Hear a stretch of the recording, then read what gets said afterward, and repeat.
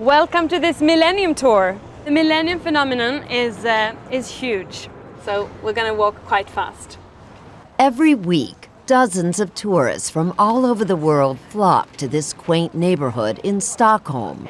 The first international tourists to come on these tours were the Italians, and then the French, the Spanish ones, and this summer it's the Americans. Strangers, bound by a singular obsession for a girl with a dragon tattoo. If you continue this direction, you will reach where Lisbeth Salander grew up.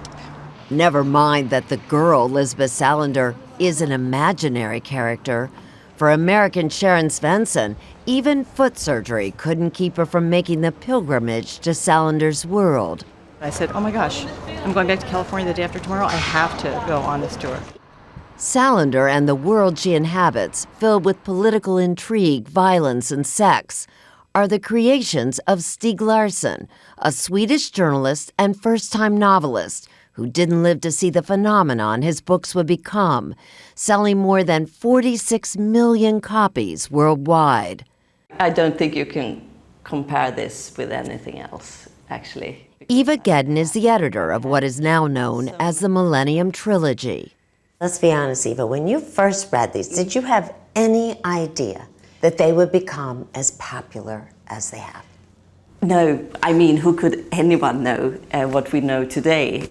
The girl with the dragon tattoo, the girl who played with fire, and the girl who kicked the hornet's nest have been translated into 44 languages. The Dragon Tattoo is the best-selling e-book of all time.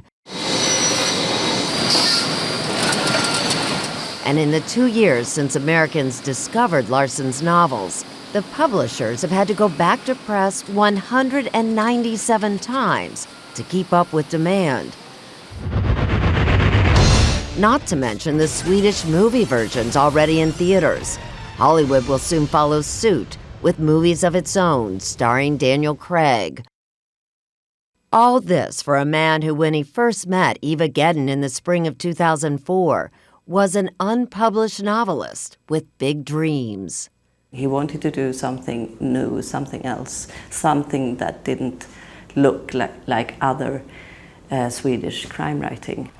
Larsson's protagonist is something new, all right. A 24-year-old tattooed, bisexual, maybe even autistic woman who takes on the world of organized crime, dishonest bankers, and neo-Nazis. Kom igen, ställ dig upp. Played here by Swedish actress Noomi Rapace. Om du svarar på dem kommer jag låta dig leva. Om du vägrar så kommer jag zappa dig med elpistolen igen. 100 000 volt. Her partner in fighting crime is Mikael Blomqvist, a journalist who, like Larsson himself, runs a magazine. In the books, the magazine is Millennium. In real life, Expo. How much is Expo, the real magazine, like the fictional magazine that Stieg created in his books? For me, it's obvious that the Millennium is fantasy. 29-year-old Daniel Poole is the editor of Expo, the magazine founded by Stieg Larsson in 1995. We had a small room where we used to smoke. Sitting in that room, smoking cigarettes and listening to Stieg's stories, because he was a great storyteller, a really great storyteller.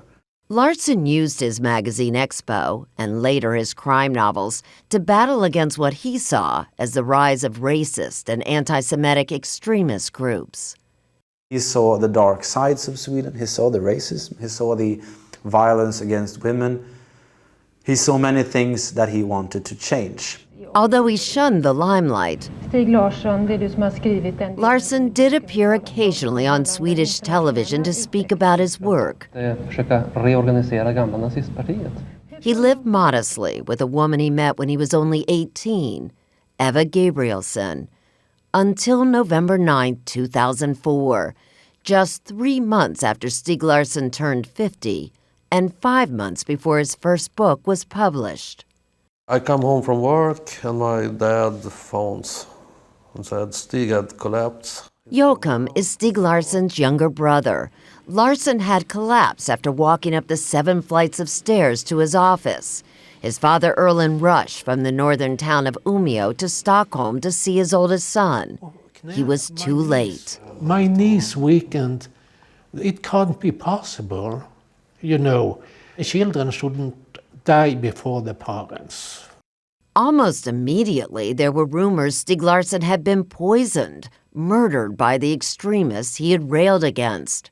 The fact that there actually is conspiracy theories around Stig's death is, to me, both absurd and, in another way, very ironic. Because he loved conspiracy theories. But Larsson was a coffee-drinking, chain-smoking workaholic who, by most accounts, didn't take care of his health. He had a fatal heart attack, dying before his books took the literary world by storm. Stieg is today so famous, so his book is so popular that we can't spend energy trying to clear all these questions. What we are doing is try to explain who Stieg was. And I guess for most of the people who like this book, that's enough. But questions and controversy surrounding Larsson and his books continue, even today, nearly 6 years after his death, especially those concerning his longtime girlfriend, Eva Gabrielsson. What happened with the relationship between the two of you and Eva? I don't really understand. Yeah, no, we don't understand. We find out that we inherited everything, and Eva just stopped talking with us. Larsson and Gabrielsson lived together for 32 years, but because Sweden does not recognize common law marriages and Larsson died without a will, his brother and father inherited everything, the rights to his books and his estate, estimated to be worth around $20 million. This is the reality. We want to work with Eva, she says no. We tried for nearly 6 years to get an agreement with her in some sort, in any way. But she turned us down all the time. For some reason, you have to speak with her about that. Gabrielsson declined our request for an interview, but she has spoken out publicly against the Larssons. She said that she knows more what Stieg wanted to do with his legacy, with this money, than either of you. Yeah, well, maybe so, but someone have to take care of this. She don't want to work with us, so that's her choice. There's another mystery that Eva Gabrielsson refuses to clear up, and that's the question whether Stieg Larsson wrote yet another book before he died. Larsson told friends that one did exist, but none of them had seen it. Well, we can now confirm it. There is, in fact, an unpublished manuscript. Have you seen it? Have you read it? I hold it for a couple of seconds. Was the book completed? No. I got an email from Stieg 10 days before he died where he wrote that book number 4 is nearly finished. But according to Brother Joachim, it really isn't the 4th book of the 10 volumes Stieg hoped to write in the series. And to make it more complicated, this book number 4, that's book number 5. Because he thought that was more fun to write than book number 4. So. Oh, so actually the book we all keep calling 4, you think is actually the 5th in his series. Yeah. Erland Larsson last saw the manuscript just days after his son died. It's in the hands of Eva Gabrielsson, and the two sides are now at a stalemate. The Larssons say they won't publish the book even if it surfaces. All this real-life family drama seems to have only fueled sales of Larsson's books, as fanatic readers take sides. What do you think Stieg would think of the conflict that has occurred between the woman that he loved and lived with and his father and brother? Of course it's a tragedy, and Stieg would have looked at it the same way. Stieg never cared for money, so he wouldn't have understood the situation. Stieg Larsson, who in life never made more than $30,000 a year, has achieved in death what most authors only dream of.